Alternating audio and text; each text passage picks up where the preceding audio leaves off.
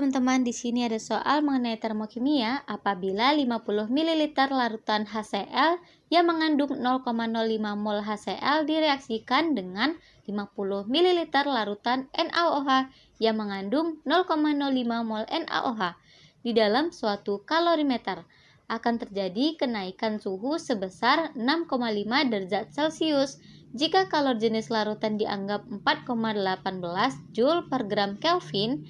Maka delta H reaksi untuk HCl ditambah NaOH menjadi NaCl ditambah H2O adalah.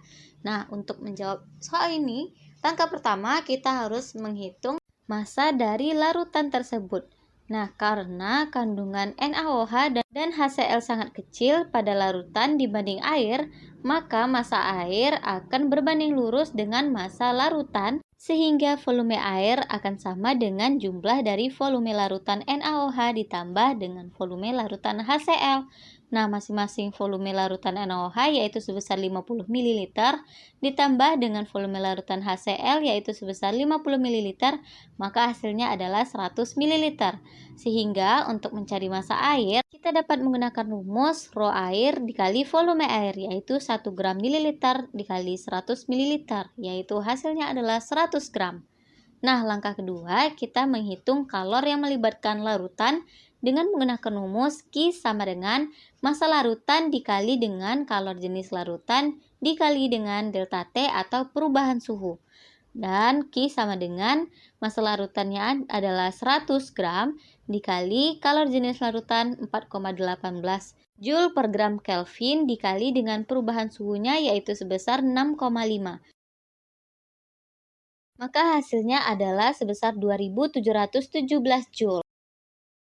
Nah, selanjutnya teman-teman, kita harus menghitung mol yang bereaksi dengan menggunakan konsep mula-mula, bereaksi, dan sisa.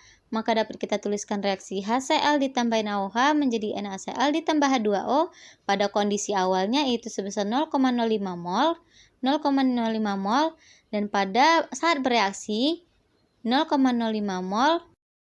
Maka pada kondisi sisa yang terdapat hanyalah pada bagian NaCl dan H2O yaitu masing-masing sebesar 0,05 mol. Jadi dari reaksi ini kita mengetahui mol yang bereaksi adalah sebesar 0,05 mol. Nah, selanjutnya adalah kita masuk langkah keempat yaitu menghitung delta H reaksi. Nah, teman-teman harus ingat untuk mencari delta H reaksi kita dapat menggunakan rumus sama dengan negatif Q reaksi dibanding dengan mol yang bereaksi.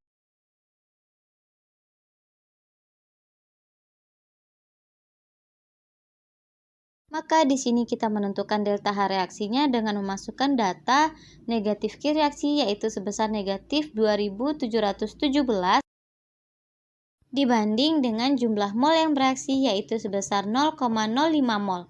Maka hasilnya adalah delta H reaksi sama dengan negatif 54.340 Joule per mol.